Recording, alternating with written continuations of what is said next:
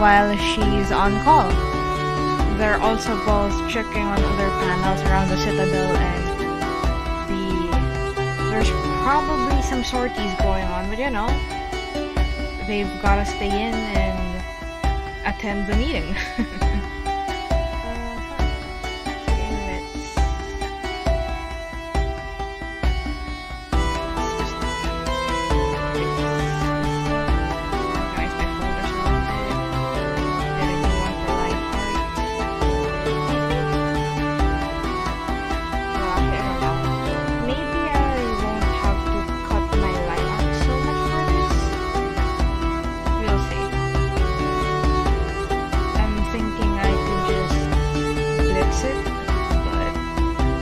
Every time I say I'm gonna do that, something goes horribly wrong and I have to like cut it midway anyway. I just don't. We'll see. We'll see where my heat is takes.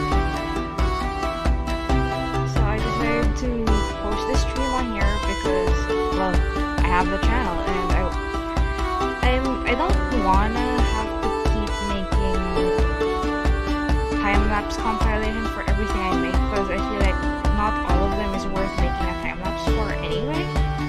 So the ones that I don't want to make a time-lapse for, I could just stream them over here. I don't like the vibes on Twitch. I mean, like, it's okay, but I don't know, there's something about it that just isn't for me. And well, even if I was comfortable on there, I would still have to like re-archive the streams from there onto here. It's just a hassle. I could just maintain this one anyway. I'm not interested in the features of Twitch for like actual consistent streamers and the like. I'm more of just a very casual. Sometimes I'm here. Sometimes I just want to upload pre-made stuff and go. I'm looking forward to seeing more submissions for this scroll in. I've got about 5 already, which makes me so happy that people have already uploaded pieces like before even the halfway mark. And I specifically set a pretty hefty time frame for it because as far as I can tell from my side of the swamp, a lot of us are like busy adults or just like very distracted adults. So you know, having a long deadline makes it less stressful for everyone, and less stress means it's easier to enjoy, which is what I really wanted for this project more than anything. Apart from, I thought it would be very cool to see everyone's Senua in a single picture without having to put too much stress on the usual stuff you'd come to expect from drawing collabs, at least how I feel about it. And at least this way, people can work at their own pace. Like, there's no waiting on someone who's next in line to finish their part before you can start on yours and the like. There's around over 30 people. Like, if the best case scenario happens that everyone who pre-registered actually does turn in the number of pieces they said they would, there would be over 30 Senua in this, which is pretty damn awesome. So again, with the 5 I already have right now, I'm already super happy. Like, even if that's all we get, just the fact that people actually did join and take the time to make these submissions early, it means so much to me, and I'm just super excited to put them together. As for this channel, I've had it for over a year now or so, I think. Yeah, I think I did open this channel around the same time last year. It was just, I wasn't really going to stream here. I just wanted some place to compile time lapses because I thought they were cool. I liked making them. Which, funnily enough, the only reason I actually even have a Twitch account as well is because I thought, hey, if I'm recording for a time lapse, I might as well just stream while I'm at it, right? Like, that doesn't, I could do both at the same time, which I did. Yeah, it was fun, but it's also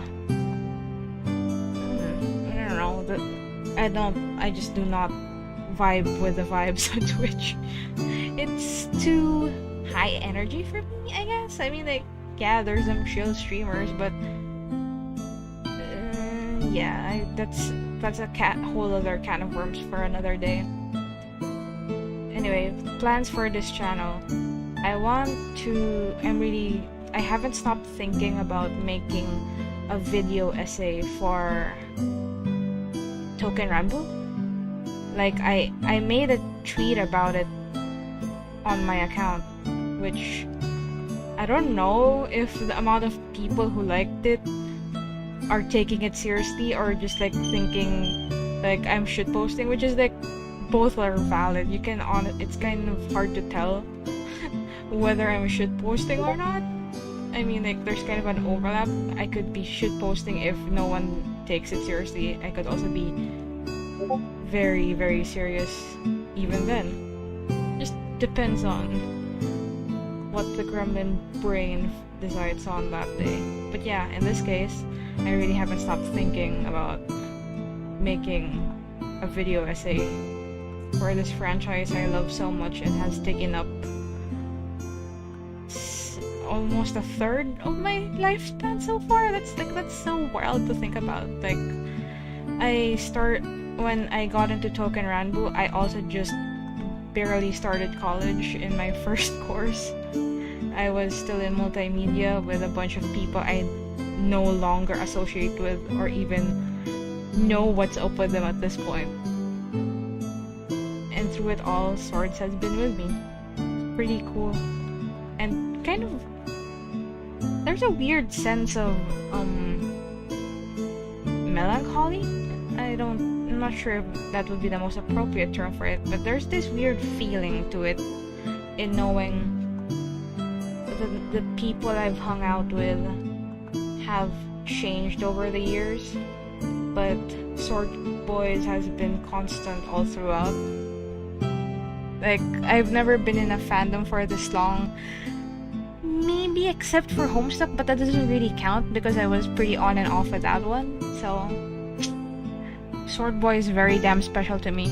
And hang on, let me just stop talking for a bit because I need to type something.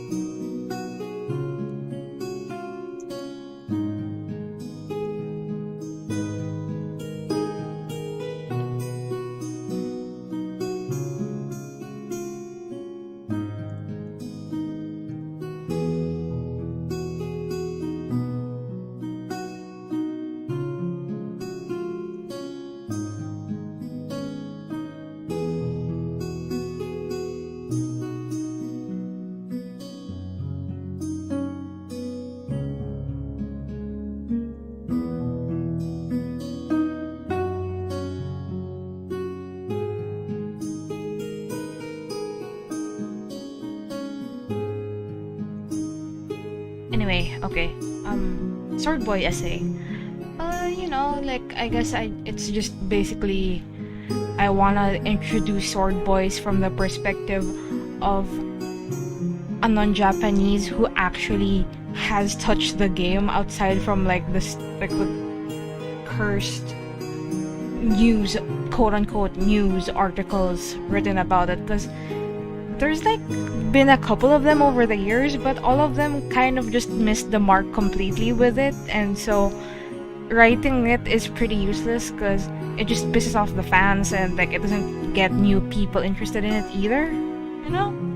So I wanna like throw in my contribution to that shitstorm.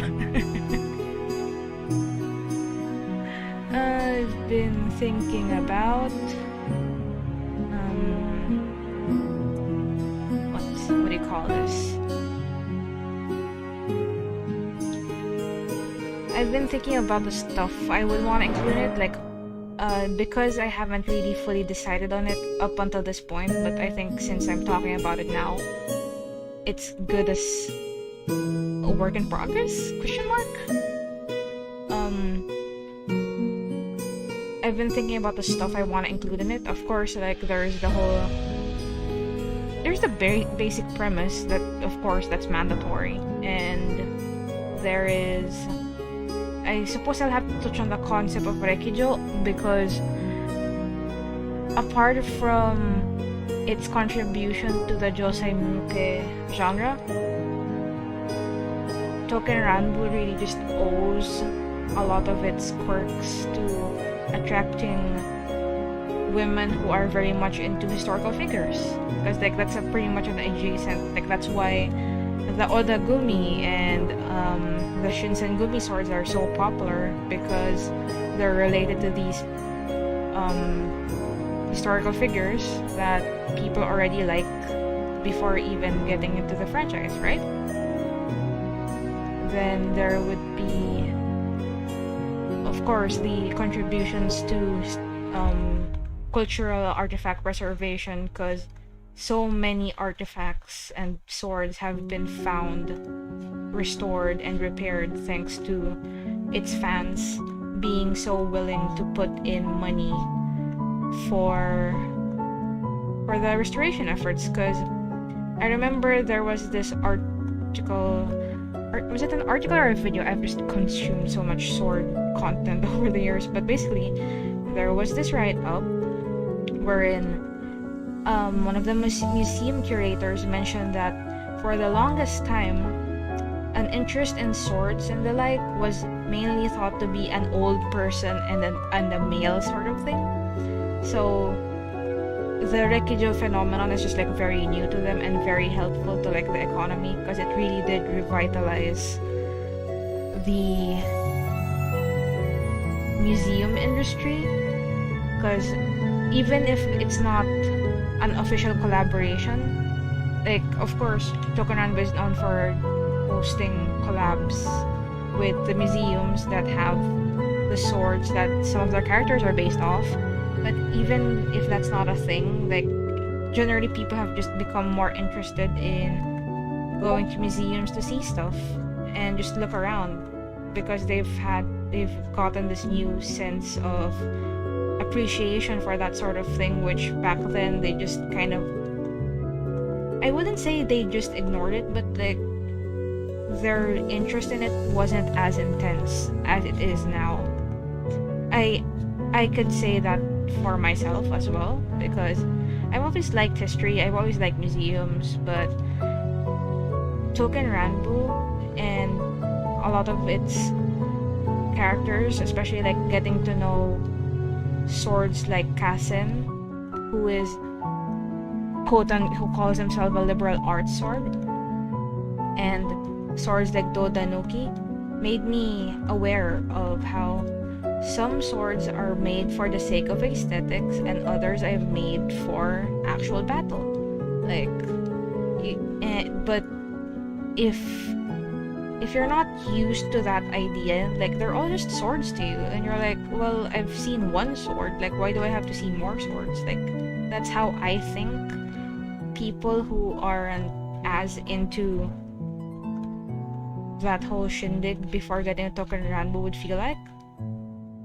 So yeah, because of the newfound interest, even if the specific sword they're looking for is not in that location, museums have just found more traffic and people coming to ask about this and that at our locations, which is so heartwarming, because I do believe that that sort of thing is very important to making sure that these artifacts stay preserved. Because of course, if no people show up to like express their interest in viewing these, then there isn't a whole lot of merit to keeping them well maintained. I mean, like, aside from, like, of course, this just making sure they're a-okay for the sake of making sure they aren't lost to time.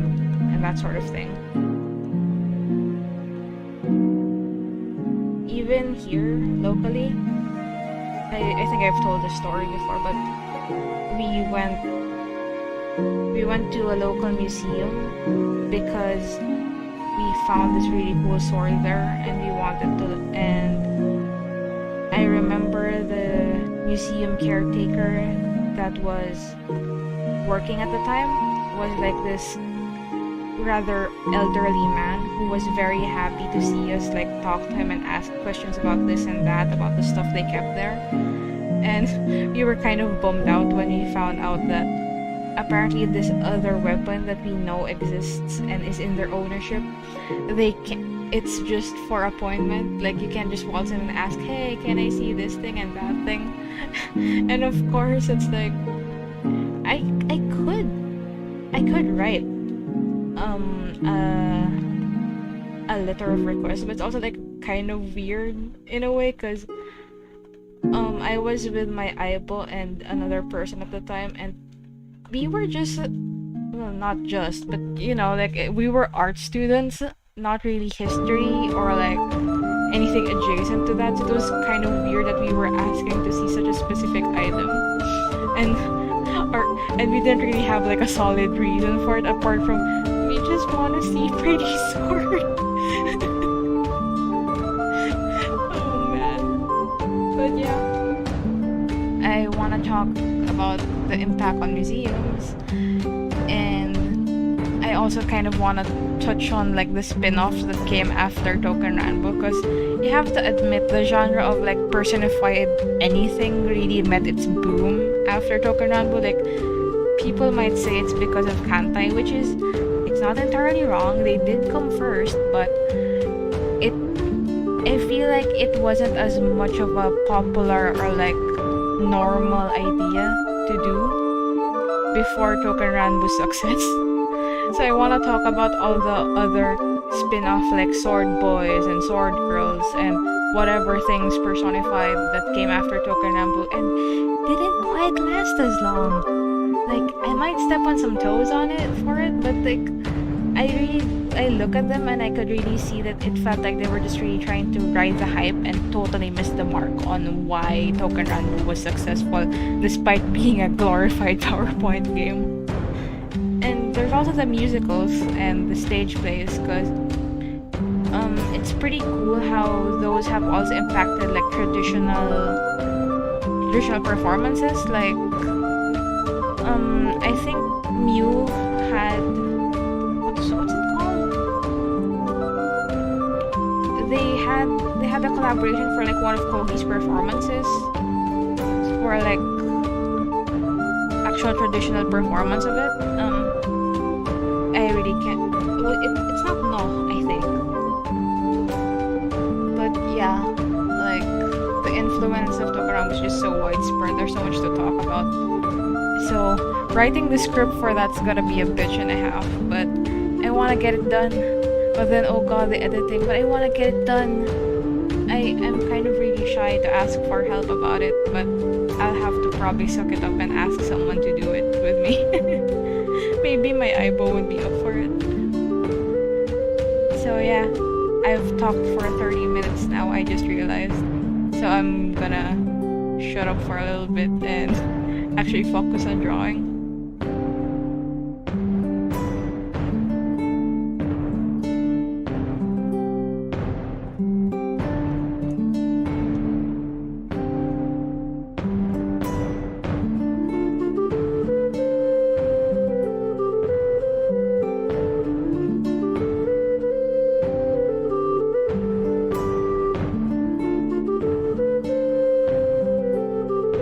Keeps getting cuter every time I draw her.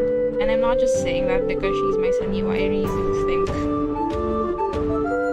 my art style improvement is reflective in every iteration that I make of her.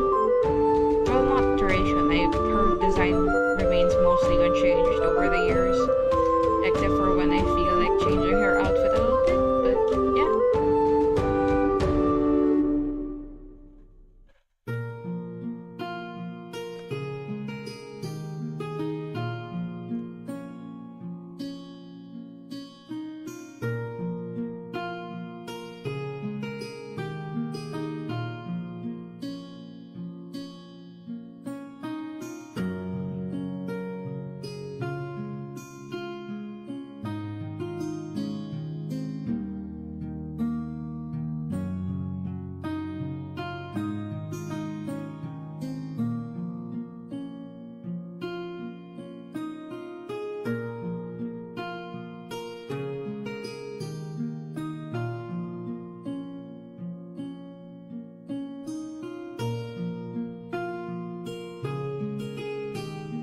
there's actually I only have two Saniwa, but there's a third thing I want to make for historical.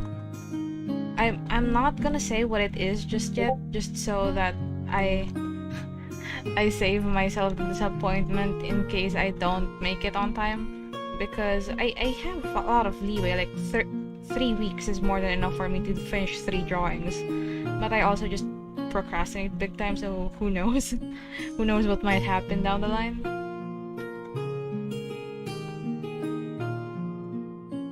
But yeah, hopefully I can finish all 3, because I think that other third one, the bonus one, would really add a lot of entertainment value to the end result of this project.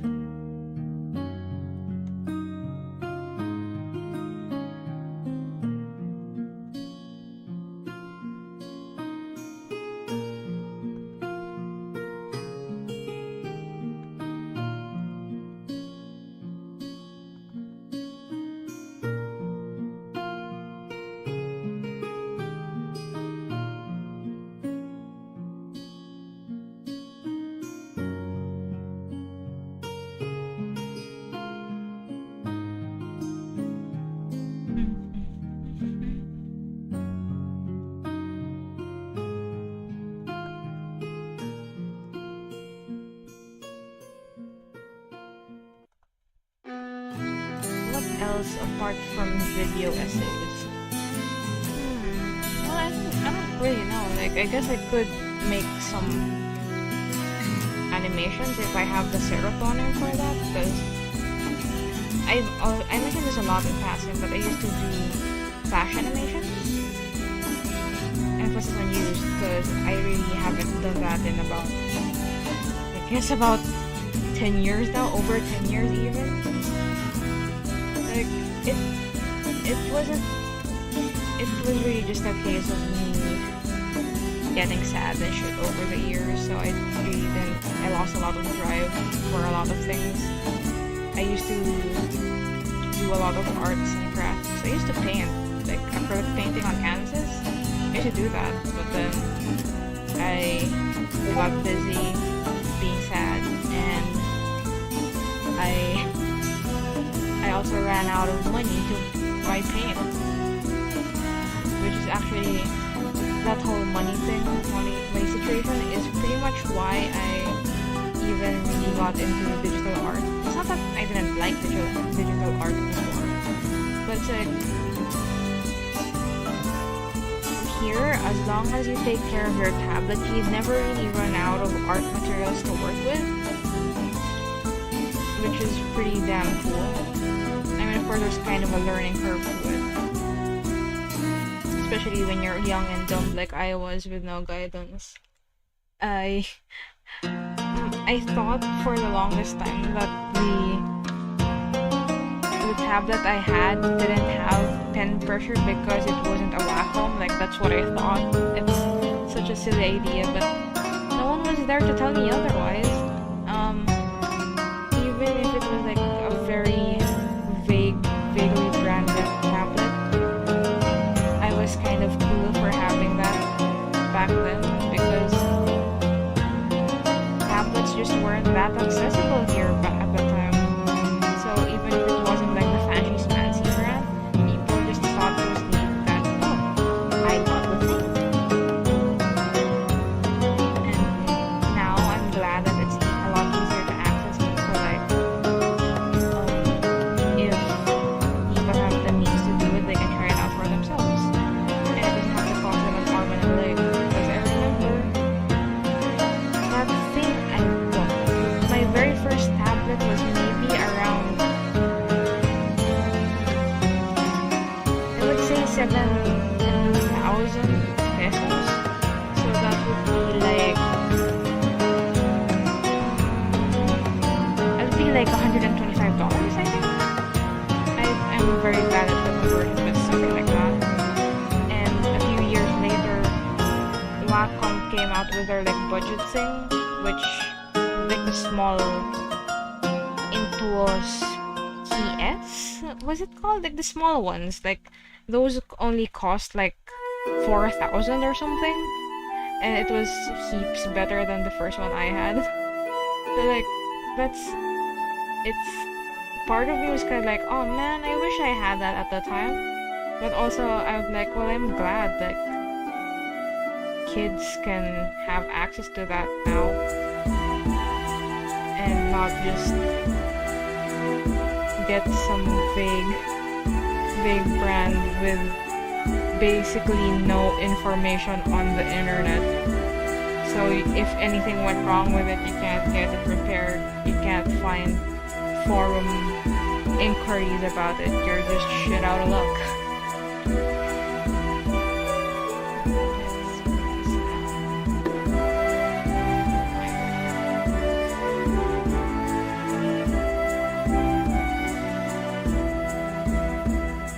I'll just finish this part and I'll probably turn off the stream because my brain started to fizzle out too. It is okay, like prior to this, I was actually working on the other historical sketch for my other Sunio Hideaki. So it's not as if I haven't done a whole lot. I have done somewhat.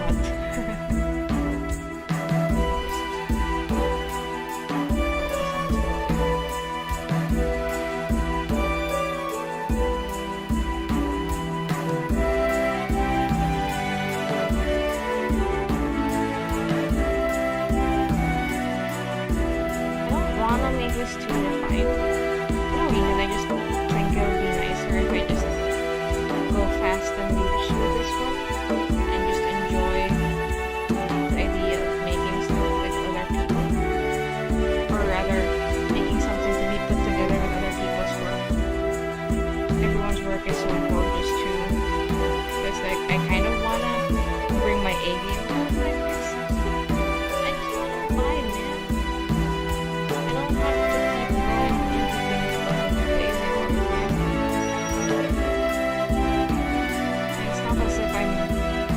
have to off either. I just want to have Mark 1 rather than focus on HQ all the time. I mean, I could, but then I probably wouldn't have time to finish 3 pieces for this. So I guess all I'm really trying to say is right now I'm going for quantity over quality.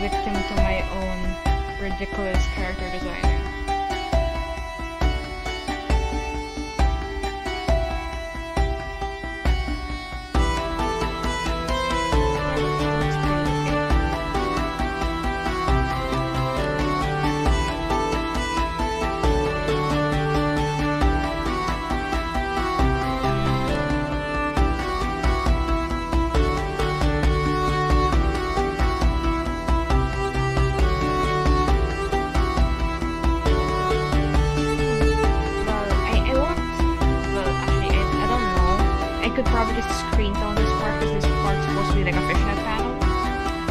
So lining it would just make it messy. Right now anyway.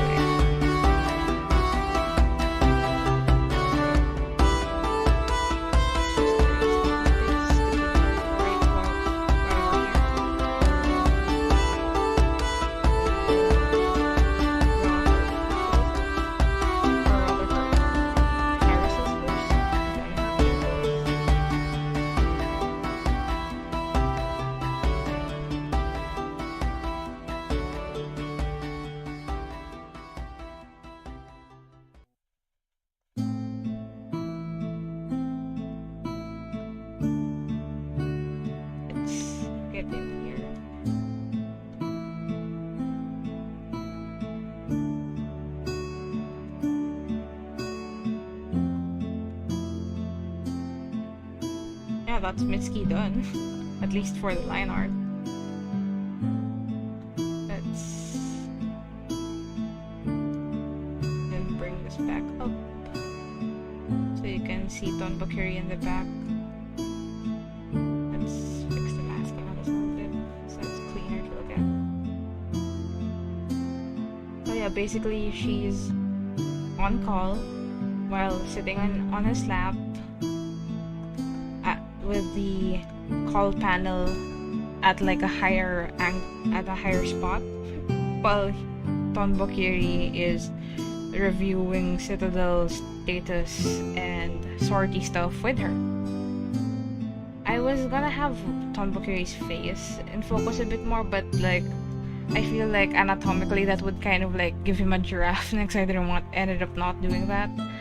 As for the background, the room, I haven't decided yet. I don't know. I have a lot of approaches to go by it, but the problem here is I don't know where this office is in the Citadel.